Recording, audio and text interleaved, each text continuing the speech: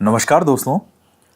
देखिए मित्रों, आज हम एनसीईआरटी की 7th क्लास की ज्योग्राफी का 3rd चैप्टर पढ़ने वाले हैं, हमारी बदलती पृथ्वी।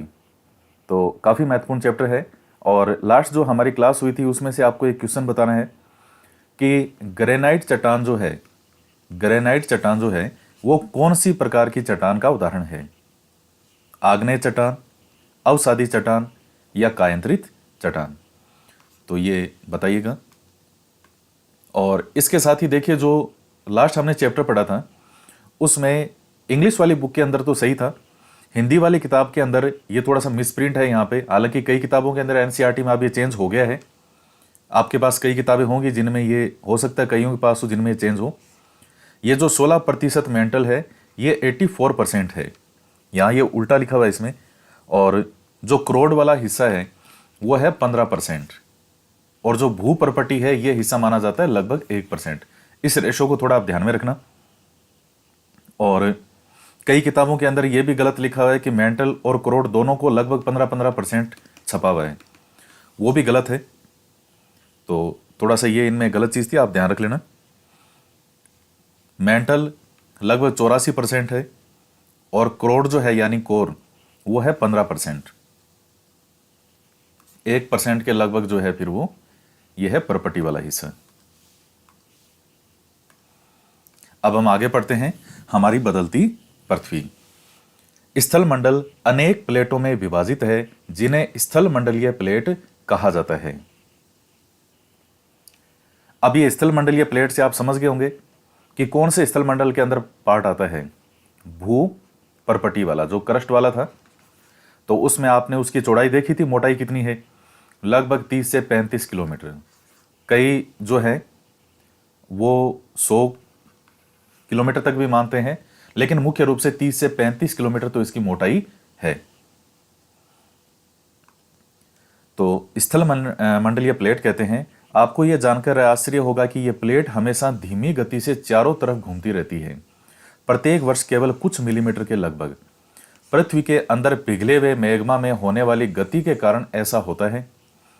अब आप देखिए, जो लास्ट चैप्टर हमने पढ़ा था पृथ्वी की आंतरिक संरचना, अब उसका बेनिफिट मिलेगा इस तरह से नेक्स्ट चैप्टर में। अब आपको पता है कि पिघला हुआ मैग्मा जो है आपके कौन सी जो उसमें अवस्थाएं थी, हमने 3 पढ़ी थी उसमें। पृथ्वी की आंतरिक संरचना में सबसे ऊपर था क्रस्ट, मेंटल और फिर लास्ट में था कोर। तो पृथ्वी के अंदर पिघले हुए मैग्मा में होने वाली गति के कारण ऐसा होता है। मैग्मा कौन से के अंदर था? मेंटल वाले में। ज्वालामुखी उद्गार जो होते हैं, ज्वालामुखी के लिए जो लावा आता है वो कहां से आता है? इसी मेंटल में से। पृथ्वी के अंदर पिघले हुए मैग्मा में होने वाली गति के कारण ऐसा होता है। पृथ्वी के अंदर पिघला हुआ मैग्मा एक वृत्तीय रूप में घूमता रहता है, जैसा कि क्रियाकलाप में दिखाया गया है। अब एक प्रयोग किया गया है। एक रंगीन कागज की छोटी सी गोली लीजिए और इसे जल के आधे भरे बीकर में रख दीजिए। बीकर को तिपाई पर रखकर गर्म करें। जल गर्म होने पर आप देखें गर्म जल की परतों के साथ साथ कागज की गोली भी ऊपर उठती है।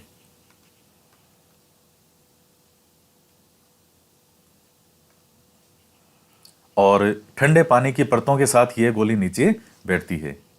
तो पृथ्वी के अंदर स्थित पिघला हुआ मैग्मा जो है वो भी इसी प्रकार की गति करता है।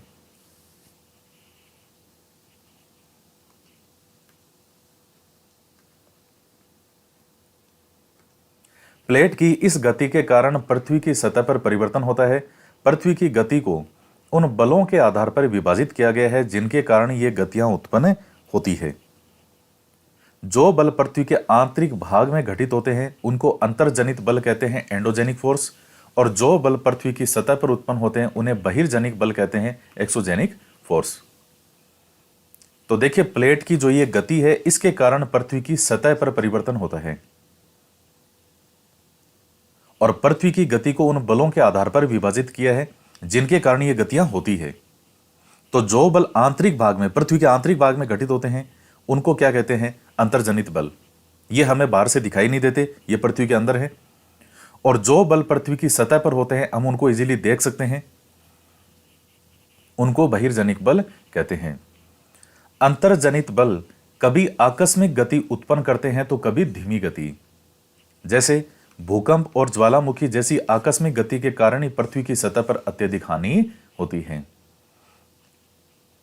तो जो पृथ्वी में आंतरिक रूप से जो हलचल होती है उसके कारण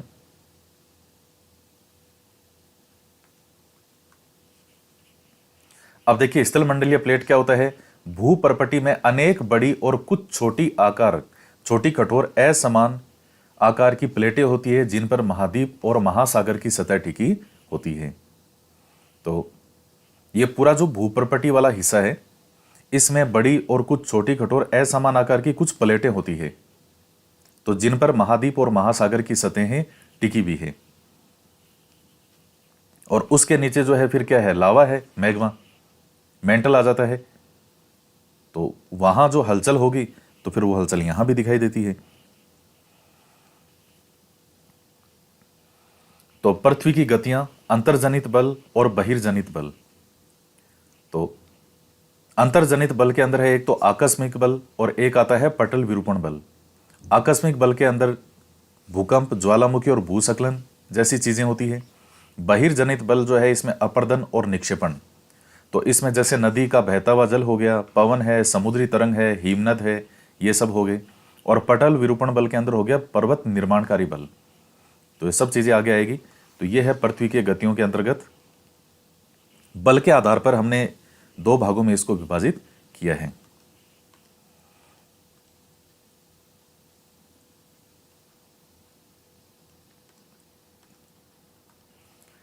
अब आता है एंडोजेनिक। तो एंडो और एक्सो। एंडो का मतलब होता है अंतः है, एक्सो का मतलब होता है बाह्य, और जेनिक का मतलब होता है उत्पत्ति।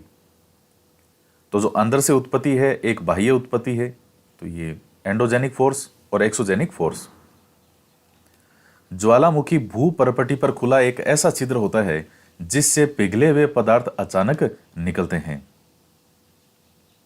तो अब ये ज्वालामुखी के बारे में है, हालांकि ज्वालामुखी और भी आएगा आगे। ये जैसे मेंटल है और ये है भूपर्पटी।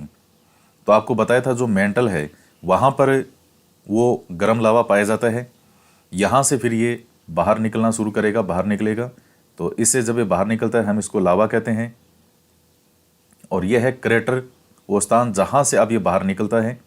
और गैसें व राख निकलती है साथ में, ये निकास कहलाता है जहां से ऊपर की तरफ आता है वो। तो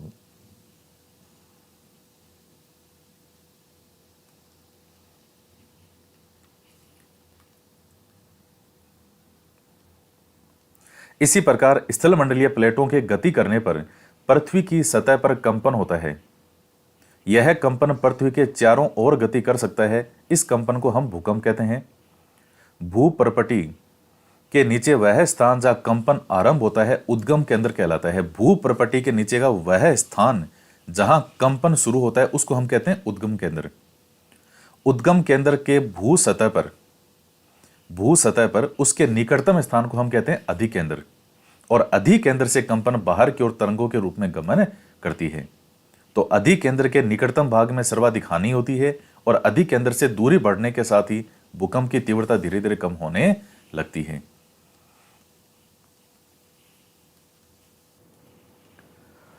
अब एक उदाहरण की एक बर्तन ले, उसे जल में भरकर ढक्कन से बंद कर दें तथा जल गर्म करने के लिए रख दें। अब कुछ मटर, चम्मच और मोती ढक्कन के ऊपर रख दें। आप क्या देखते हैं कि जैसे ही जल में उबाल आता है ढक्कन भी हिलने लगता है। जो वस्तुएं आपने ढक्कन के ऊपर रखी है उनमें कंपन होने लगता है, दाने नीचे जाते हैं और चम्मच के कंपन से ध्वनि उत्पन्न होती है। तो जैसे कोई बर्तन है और उसको जल से भर करके आपने उसके ऊपर कुछ एक प्लेट वगैरह रख दी, कुछ मटर, चम्मच, कुछ चीज़ें रख दी उसमें। तो जब उबाल आता है तो प्लेट के अंदर भी जो कंपन खड़खड़ाहट होती है वो ऊपर जो भी दाने वगैरह रखे हैं वो सब साइड में गिर जाते हैं या बहुत तेज तेज जो है वो गति करने लगते हैं। तो यही स्थिति भूकंप की है, जब पृथ्वी में कंपन उत्पन्न होने लगता है।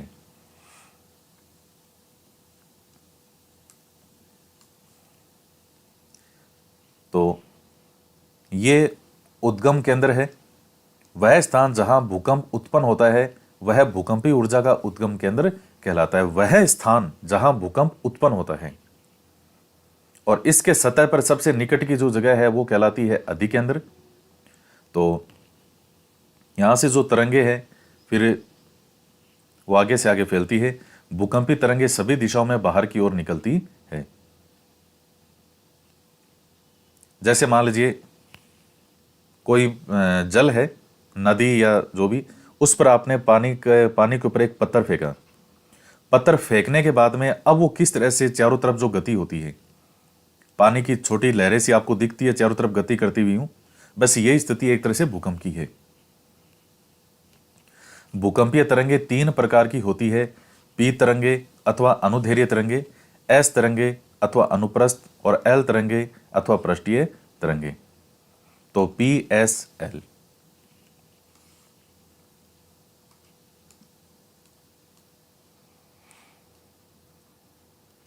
यद्यपि भूकंप की भविष्यवाणी संभव नहीं, लेकिन यदि हम पहले से तैयार हो तो इसके प्रभाव को निश्चित रूप से कम किया जा सकता है। स्थानीय लोग कुछ सामान्य तरीकों से भूकंप की संभावना का अनुमान लगाते हैं, जैसे जानवरों के व्यवहार का अध्ययन, तालाब में मछलियों की उत्तेजना, सांपों का धरातल पर आना।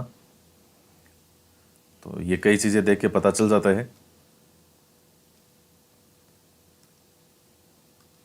अब ये जैसे भुज में भूकंप के झटके 26 जनवरी 2001 को भुज शहर में रिएक्टर स्केल पर 6.9 की तीव्रता वाला भीषण भूकंप आया था। तो उसमें कितने लोग जो हैं वो मारे गए थे उसमें।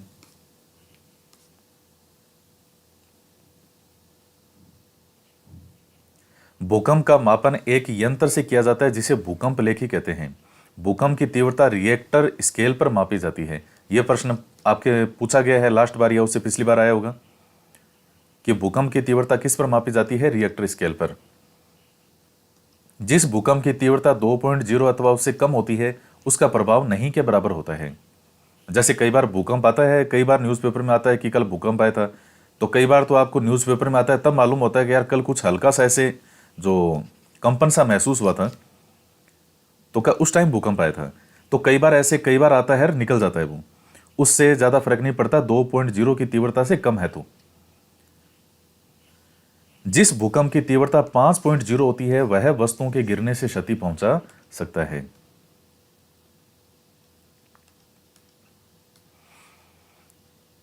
और जिस भूकंप की तीव्रता 6.0 अथवा उससे अधिक होती है वह बहुत शक्तिशाली, और जिसकी तीव्रता 7.0 अथवा अधिक होती है वह सर्वाधिक शक्तिशाली माना जाता है।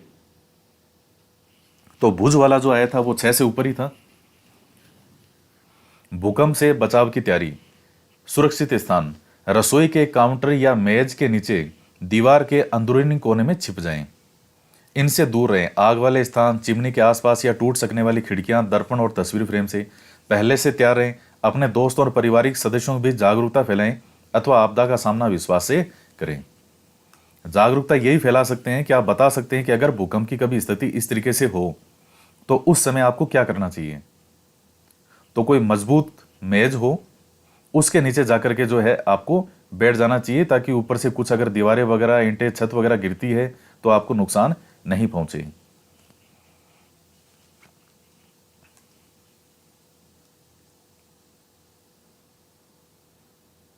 लेकिन वही है कि अब ऐसे तो जब फ्लाइट में उड़ते हैं तो फ्लाइट में भी आता है कि अपनी पेटी जो है वो ऐसे बांध दे रहे, वैसे बांध दे रहे। वो जब गिरना होता है तब उसमें से एक की भी जो है वो बॉडी नहीं मिलती किसी को, घर वालों को। तो बचाव के तरीके ठीक है, आने चाहिए, लेकिन जब इतना तेज शक्तिशाली भूकंप हो कि सोचने समझने का मौका ही नहीं मिलता, अगर इतना बहुत ज़्यादा तेज आता है तो उसमें तो हकीकत में यही है कि फिर सोचने समझने का आपको मौका नहीं मिलता। बहुत देर तो आदमी सोचता रहता है कि हो क्या रहा है, ये सही में भूकंप आ रहा है या मुझे ही लग रहा है। तो इतनी देर में तो वो हो जाता है उसका काम तमाम। मुख्य इस्लाकृतियां। अपक्षय व अपर्दन नाम दो प्रक्रमों द्वारा दृश्य भूमि लगातार विकटित होती रहती है। अब ये सीधी सी सरल भाषा में लिख देता ताकि बच्चों को समझने में आसानी होती। अपक्षय और अपर्दन, तो इन दो क्रियाओं के द्वारा जो हमें दिखती है भूमि, वो लगातार जो है उस पर क्या होता रहता है, विघटन होता रहता है। पृथ्वी की सतह पर शैलों के टूटने से अपक्षय की क्रिया होती है। भूदर्शय पर जल, पवन और हिम जैसे विभिन्न घटकों के द्वारा होने वाले क्षय को अपर्दन कहा जाता है। इसमें देखिए दो दोनों घटनाएं हैं, अपक्षय और अपर्दन। तो इनमें डिफरेंस क्या होता है?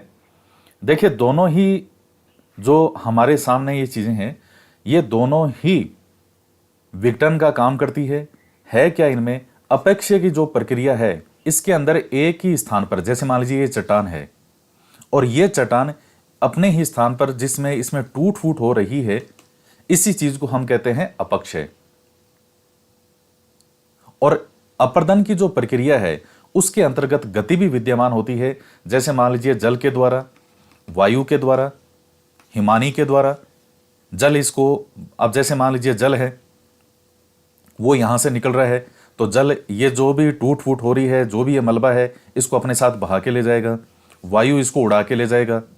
हिमानी इसको अपने साथ ही पूरा ले जाएगा एक स्थान से दूसरे स्थान पे। तो अपक्षय और अपर्दन दोनों के अंदर ही विघटन की प्रक्रिया होती है, दोनों में ही टूट फूट है। लेकिन इसमें है क्या? अपक्षय के अंतर्गत उसी स्थान पर ही जो टूट फूट हो रही है, जैसे चट्टान वाला उदाहरण मैंने आपको बताया, उसको कहते हैं अपक्षय। इसमें गति विद्यमान नहीं होती। जबकि अपर्दन जो होता है उसमें गति होती है।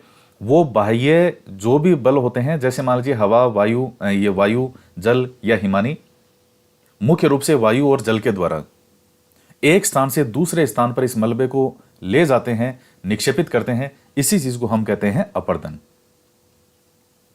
तो ये ध्यान रखिएगा।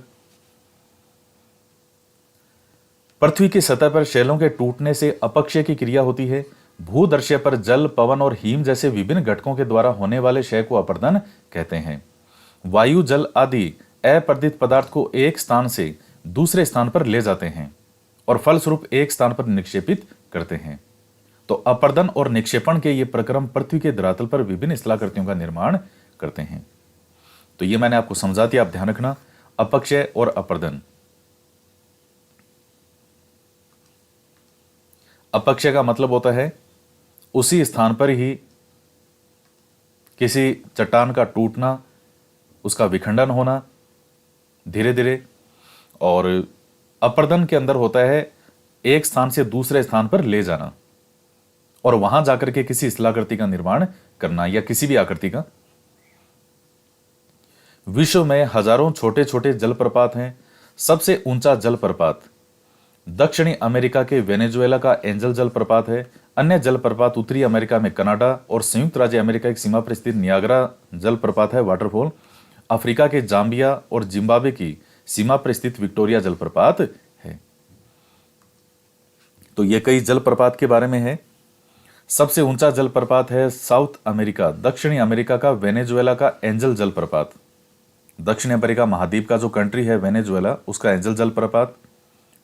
और बाकी दूसरों के अंदर जैसे उत्तरी अमेरिका में कनाडा और संयुक्त राज्य अमेरिका की सीमा पर स्थित नियाग्रा जलप्रपात, और अफ्रीका में जाम्बिया और जिम्बाब्वे की सीमा पर स्थित विक्टोरिया जलप्रपात। ये सब नाम आपने सुने होंगे।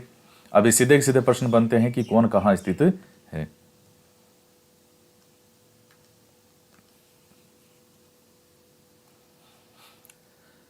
नदी के जल से दर्श्य भूमि का अपर्दन होता है। जब नदी किसी खड़े ढाल वाले स्थान से अत्यधिक कठोर शैल या खड़े ढाल वाली घाटी में गिरती है तो यह जलप्रपात बनाती है। तो यह कठोर शैल है, यह जल की शक्ति द्वारा काटे गए मृदु शैल। तो किसी खड़े ढाल वाले स्थान से अत्यधिक कठोर या खड़े ढाल वाली घाटी से गिरती है, तो उससे किस चीज का निर्माण होता है? जलप्रपात का, वाटरफॉल का।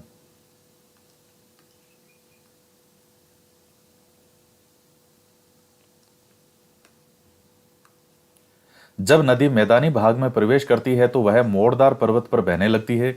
नदी के इन बड़े मोड़ों को विसर्प कहते हैं। इसके बाद विसर्पों के किनारों पर लगातार अपर्दन और निक्षेपण शुरू हो जाता है। विसर्प लूप के सिरे निकट आते जाते हैं। समय के साथ विसर्प लूप नदी से कट जाते हैं और एक अलग झील बनाते हैं जिसे चाप झील कहते हैं।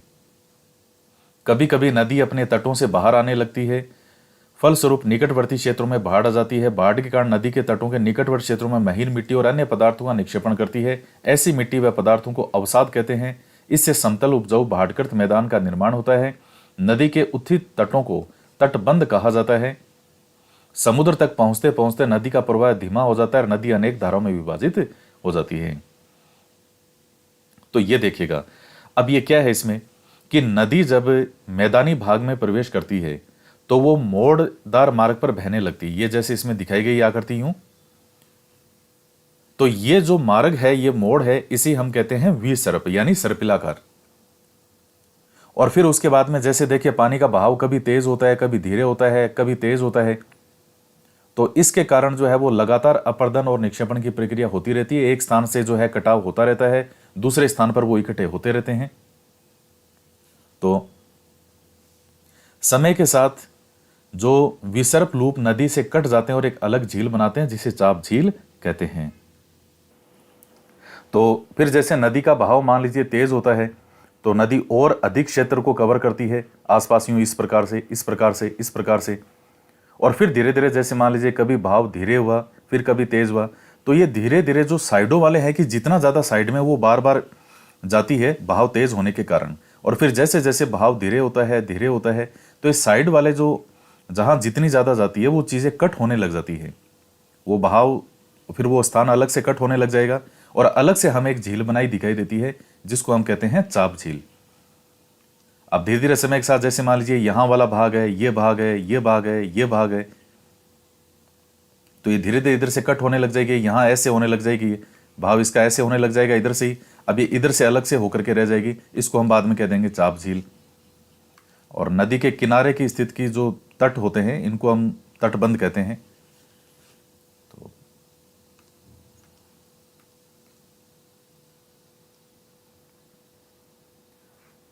तो नदी जो है वो समुद्र तक पहुंचते पहुंचते अनेक धाराओं में विभाजित हो जाती है और इसे ही हम कहते हैं वितरिका।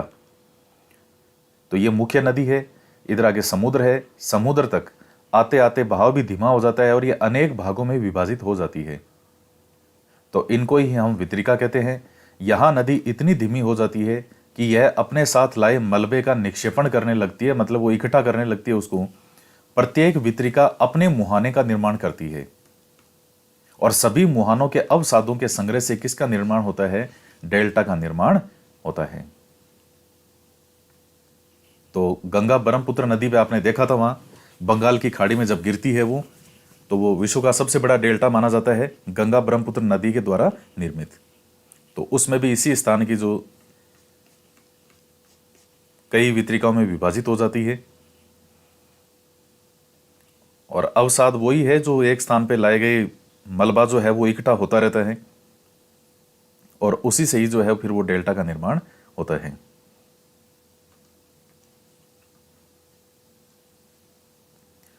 अब आता है समुद्री तरंग के कार्य।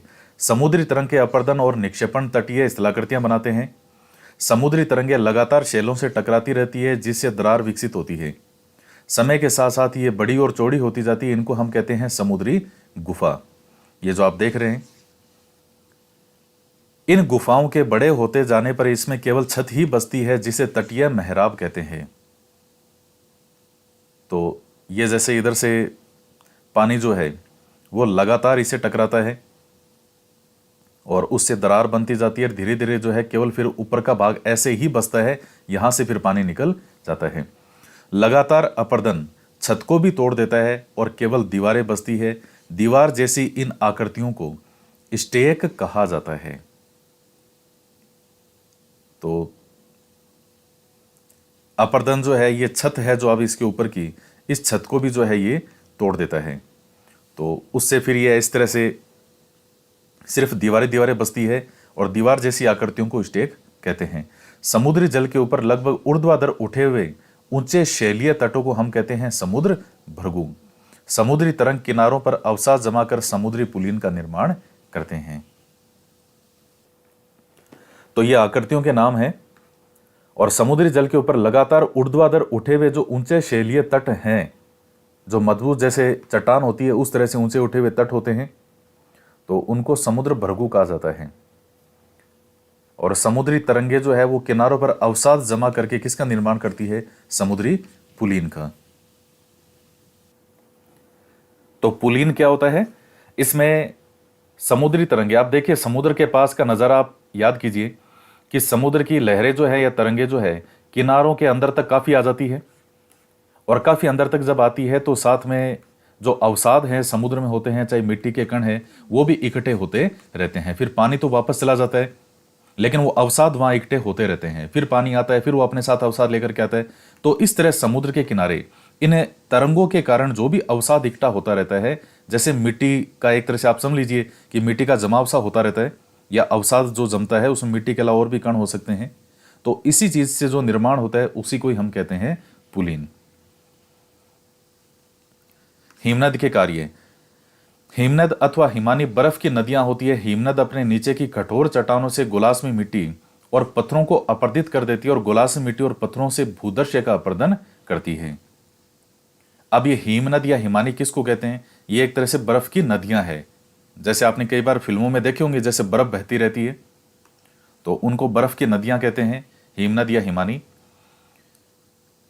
हिमनद अपने नीचे की कठोर चट्टानों से गोलास में मिट्टी और पत्थरों को अपरदित कर देती है। तो मिट्टी और पत्थरों से भूदृश्य का अपर्दन करती है। हिमनद गहरे गर्तों का निर्माण करते हैं। पर्वतीय क्षेत्र में बर्फ पिघलने से उन गर्तों में जल भर जाता है और वे सुंदर झील बन जाते हैं।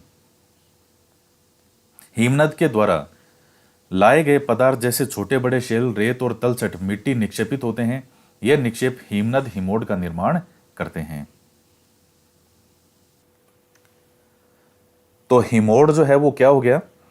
जैसे यहां हमने देखा था पुलिन में, ये समुद्र जैसे है, तो समुद्र के किनारे की तरफ जब जल की तरंगों का बहाव, वो समुद्र का बहाव होता है, फिर वो तरंगें वापस चली जाती है, फिर आती है, फिर वापस चली जाती है। तो जो भी वहां अवसाद जमा होता है उसे हमने नाम दिया था पुलिन का। और ये स्थिति है हिमनद की। हिम के द्वारा भी जब हिम बहता है तो अपने साथ साथ ये छोटे बड़े शेल वगैरह, रेत, तलछट, ये मिट्टी, ये सब चीजें एक जगह निक्षेपित होती रहती है। मतलब समझ लीजिए कि अपने साथ बहता हुआ हिम ने जो भी अवसाद है उसको छोड़ता रहता है, इकट्ठा करता रहता है। तो वो जो जमाव है अवसाद का हिम के द्वारा, उसको हम कहते हैं हिमोट। यहां जैसे समुद्र के किनारे था, हमने उसको नाम दिया था पुलिन, और जबकि हिम के द्वारा जो बनेगा उसको कहते हैं हिमोट। तो गर्त, और ये गर्त क्या होता है? ये गहरा स्थान होता है। तो ये पत्थरों से ये जब अपर्दन होता रहेगा तो वो कटाव के कारण स्थान गहरा होता है, गहरा होता है, गहरा होता है, और फिर जब बर्फ पिघलती है तो उन गर्तों के अंदर जल भर जाता है और वे सुंदर झील बन जाते हैं। तो ये है। अब आता है पवन के कार्य। क्या आपने कभी रेगिस्तान देखा है? बालू टिब्बे के कुछ चित्र एकत्रित करने का प्रयास कीजिए। रेगिस्तान में पवन, अपर्दन और निक्षेपण का प्रमुख कारक है। अब यहां तक आते आते आपको लग रहा होगा कि यार ये कुछ अपना सा लग रहा है अब, क्योंकि राजस्थान के अंदर यही चीजें हमने देखी है। तो वो ऊपर वाली जो चीजें थी, समुद्र और हिम वाली, तो वो तो आपके दिमाग में उस तरह से चल रही होगी जैसे ये होता है कि बिजली जो है, लाइट कैसे चलती है, बिजली की तरंगें कैसे चलती है, तो उस तरह से वो दिमाग में चल रही होगी। लेकिन जो ही ये वाला पेज सामने आया है, अब आपको लग रहा है कि ये कुछ अपना सा अब लग रहा है। जो चीज आंखों से प्रत्यक्ष रूप से देखी भी होती है तो वो चीजें आदमी को इजीली जो है उनको कैच करता है वो। क्या आपने कभी रेगिस्तान देखा है? रेगिस्तान में पवन, अपर्दन और निक्षेपण का प्रमुख कारक है। रेगिस्तान में आप छत्रक के आकार के शेल देख सकते हैं, जिन्हें सामान्यतः छत्रक शेल कहते हैं। जो आकृति होती है जैसे छत्र होता है उस तरह से। पवन शेल के ऊपरी भाग की अपेक्षा निचले भाग को आसानी से काटती है, इसलिए ऐसी शेल के आधार संकीर्ण और शीर्ष विस्तृत होते हैं। मतलब जैसे यहां से पतला सा होकर इस तरह से, यूं ये इस तरह से जो आकृति होती है छत्रक शेल की। पवन चलने पर यह अपने साथ रेत को एक स्थान से दूसरे स्थान पर पहुंचाती है। जब पवन का बहाव रुकता है तो यह रेत गिरकर छोटी पहाड़ी बनाती है, जिसको बालू टिब्बा कहते हैं। तो वही है अपर्दन। जब हवा चलेगी तो अपने साथ रेत को एक स्थान से दूसरे स्थान पर लेके चली जाएगी, उसे हम कहते हैं बालू टिब्बा। जब बालू कण महीन और हल्के होते हैं तो वायु उनको उठाकर अत्यधिक दूर ले जा सकती है। जब ये बालू कण निक्षेप विस्तृत क्षेत्र में निक्षेपित हो जाते हैं, मतलब वो अब इकट्ठा हो जाते हैं, तो उसे हम कहते हैं लोएस। चीन में विशाल लोएस निक्षेप पाए जाते हैं। तो ये जो अवसाद है एक तरह का, जो जाकर के एक स्थान से दूसरे स्थान पर इकट्ठा होता रहता है, तो उसको मिट्टी वाला जो पवन के द्वारा होता है मिट्टी में, रेगिस्तान में, उसको हम कहते हैं लोएस। समुद्र के किनारे जो इकट्ठा हो रहा था हमने उसको नाम दिया था पुलिन। हिम के द्वारा जो इकट्ठा होता है उसको कहते हैं हिमोट, और पवन के द्वारा जो होता है उसको कहते हैं लोएस। और सब में गति वही हो रही है, अवसाद का इकट्ठा होना यानी निक्षेपण।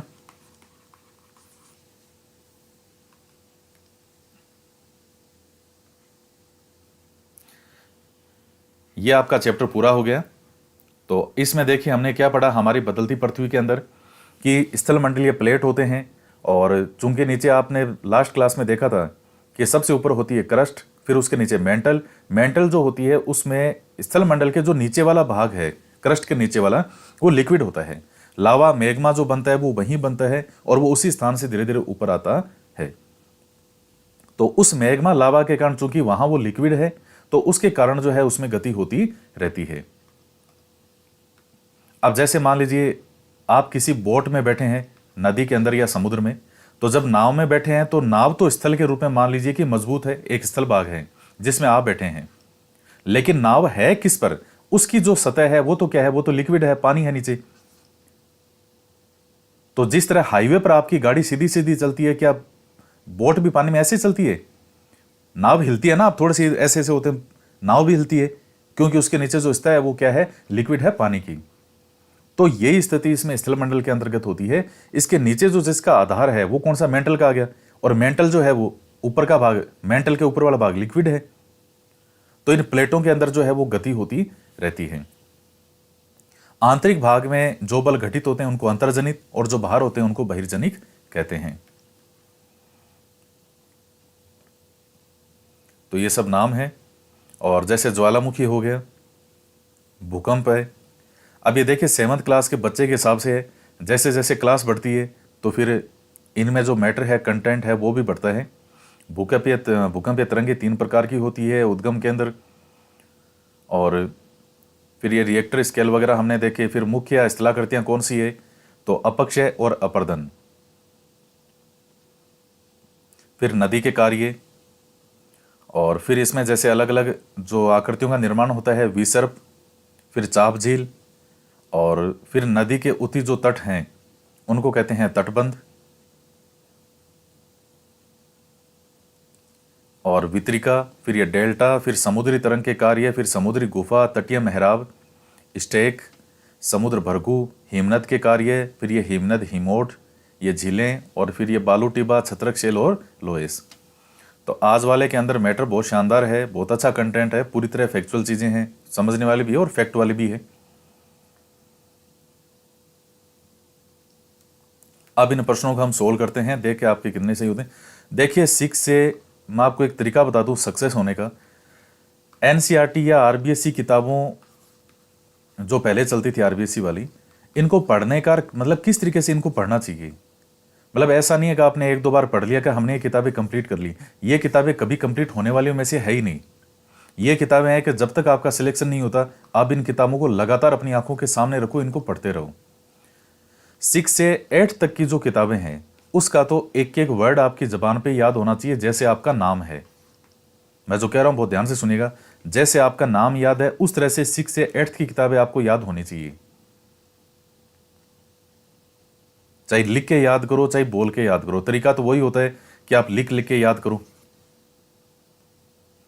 मैंने जब पहली बार ये किताबें याद की थी माध्यमिक शिक्षा बोर्ड वाली, जैसे जो आरबीएससी वाली किताबें थी, एनसीईआरटी भी याद की थी, आरबीएससी भी याद की थी, और आरबीएससी के अंदर भी पहले चला करती थी माध्यमिक शिक्षा बोर्ड के अंदर दूसरी किताबें, वो और भी शानदार होती थी। आपने शायद वो किताबें देखी नहीं है, लेकिन वो किताबें बहुत शानदार हुआ करती थी, कभी माध्यमिक शिक्षा बोर्ड में चलती थी।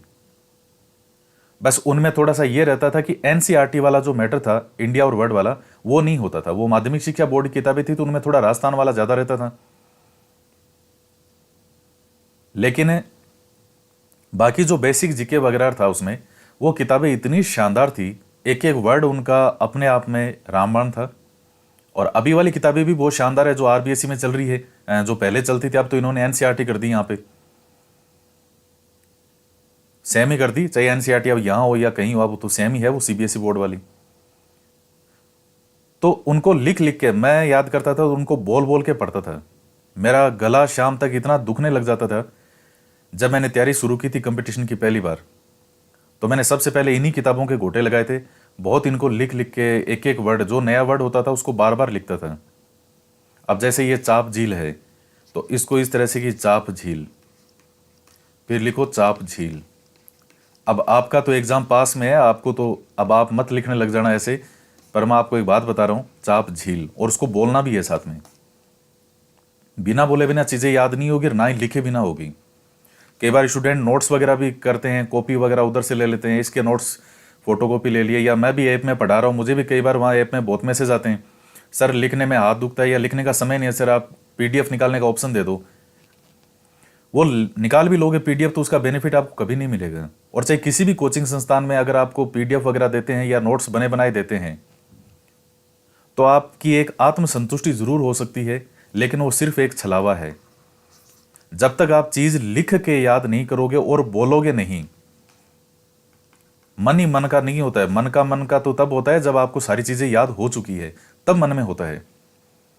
मन ही मन में नहीं है, आपको बोलना पड़ेगा, आपका गला दुखने लग जाएगा बोलते बोलते। ये नए नए नाम आपके सामने आएंगे, वो नाम आपको लिखने पड़ेंगे, जो आपको नाम हार्ड लगते हैं उनको बार बार बोलना पड़ेगा, तब जाकर के वो चीजें आपकी जबान पे आएगी, टिप्स पे आएगी। तो ये याद करने का तरीका होता है। 6 से 8 की किताब तो बिल्कुल जबान पे होनी चाहिए, एक एक वर्ड। 9 10 के अंदर फिर और ज़्यादा विस्तृत जो चीज़ें हैं उनको और अच्छे से बार बार रिवीजन करो, और फिर उसके साथ ही एग्ज़ाम के लिए एक गाइड कोई सी भी ले लो, जो कुछ एक्स्ट्रा हेल्प के तौर पर आपका काम करेगी कि हाँ कुछ एक्स्ट्रा मटेरियल। और क्योंकि ये किताबें एग्ज़ाम के लिए नहीं बनी है, जो कंपटीशन एग्ज़ाम है उसके अकॉर्डिंग इन किताबों को नहीं बनाए गए हैं। कंपटीशन के लिए फिर जैसे गाइड होती है, तो आपको कुछ एक्स्ट्रा के तौर पर, एक हेल्प के तौर पर गाइड मिल जाती है। इतनी ही गाइड की भूमिका है। पढ़नी तो आपको एक बार तो पड़ेगी वो, क्योंकि इनमें सारा कंटेंट एग्जाम के अकॉर्डिंग वैसे नहीं होता, लेकिन ये वो आपके गले की हड्डी है कि इसको अगर आप नहीं पढ़ोगे तो उस नुकसान की भरपाई नहीं हो पाएगी। तो ये एक पढ़ने का तरीका होता है। कई स्टूडेंट एक दो बार पढ़ते हैं और उनको लगता है कि हमें तो याद हो जाएगा सारा, या हमें याद क्यों नहीं हो रहा है, हमने तो 2 बार पूरी कर ली। 2 बार पूरी करने की नहीं है, आप इनको सैकड़ों बार पूरा करोगे, तब जाकर के ये चीज़ें आपके टिप्स पे आएगी। सिलेक्शन लेना जो है वो दुनिया में इतना कोई आसान काम नहीं है। 15-15 लाख, 10-10 लाख स्टूडेंट बैठते हैं, क्या उनमें 5-10 हज़ार भी ऐसे नहीं होंगे जो बहुत मेहनत से इन चीज़ों को, ये लिखने वाला, बोलने वाला, ये सब काम करते होंगे? और सबसे बड़ी विडंबना ये है कि स्टूडेंट को सब कुछ पता होते हुए भी वो वापस आसान मार्ग की तरफ भागता है। मैं जैसे कहूँगा कि आरबीएससी किताबें पढ़ो, एनसीईआरटी की किताबें पढ़ो, उसको ये नहीं होगा यार, नहीं यार फालतू बोझोर आता है, अब वो सरलतम मार्ग की तरफ भागता है। और दुनिया में हर चीज़ का सरल मार्ग है। दुनिया में ऐसा कोई चीज़ नहीं है जिसका कोई ना कोई विकल्प नहीं हो। सरल मार्ग क्या ढूंढता है कि यार ये वाला मैटर जो है थोड़ा गाइड में इसको पढ़ लो, एक गाइड को बार बार पढ़ लो, बस ये चीज़ें हो जाएगी। या किसी के उसके नोट्स पढ़ लो, या इसके नोट्स, वो हो गया ना, वापस सरल मार्ग की तरफ आ गया ना, क्योंकि यहां जोर आया, जोर आया तो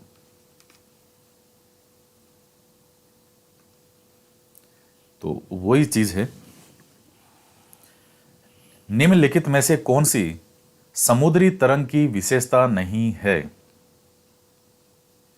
अब आप देखिए इन क्वेश्चनों को एक साथ। हिमनद की निक्षेपण विशेषता है, पृथ्वी की आकस्मिक गतियों के कारण कौन सी घटना होती है, छत्रक शैली कहां पाई जाती है, और चाप झील कहां पाई जाती है?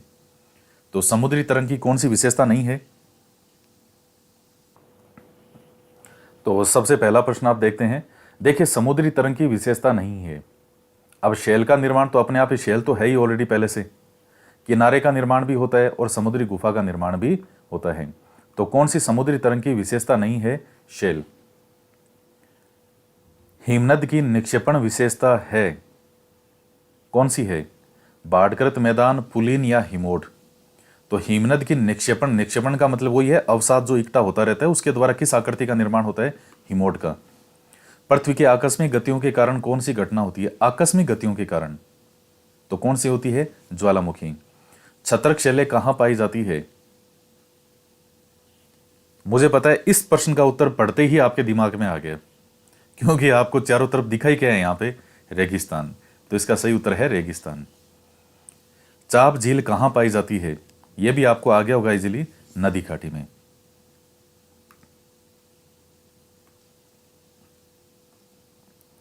अब इसके बाद ये कुछ मिलान करने वाले हैं।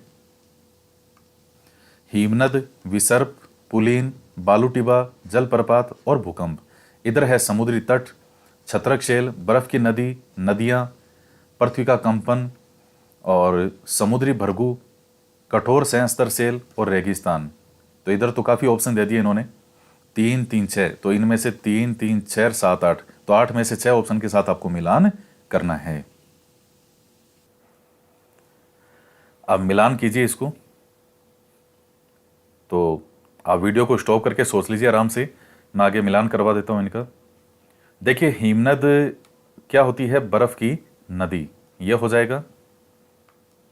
और विसर्प क्या होता है, ये कहाँ होगा, नदियों में, तो विसर्प का हो गया नदियाँ। फिर उसके बाद पुलीन, तो ये कहाँ होगा, समुद्री तट पे। बालूटिबा, तो ये कहाँ निर्मित होता है, रेगिस्तान में। और फिर जलप्रपात, पहले भूकंप का देखते हैं, भूकंप कहाँ निर्मित होता है, ये जो पृथ्वी का कंपन है उसी को हम भूकंप कहते हैं। और फिर उसके बाद में जलप्रपात। तो अब देखिए छत्रक बचा है, ये नहीं होगा। और फिर और कौन सा बचा है, समुद्री भृगु, ये नहीं होगा, ये समुद्र के अंदर की आकृति होती है वो। बचा है जलप्रपात का कौन सा, कठोर संस्तर शेल। तो इनसे जो है ऊपर यहाँ से जल जो है नीचे गिरता है। तो ये है इस प्रकार से इनको मिलान करना। और बहुत ज़बरदस्त चैप्टर हैं, बहुत ज़बरदस्त नॉलेज है इनके अंदर। तो इस वीडियो के अंदर इतना ही, बाकी नेक्स्ट चैप्टर के अंदर और हम आगे और इस टॉपिक को कंटिन्यू करेंगे।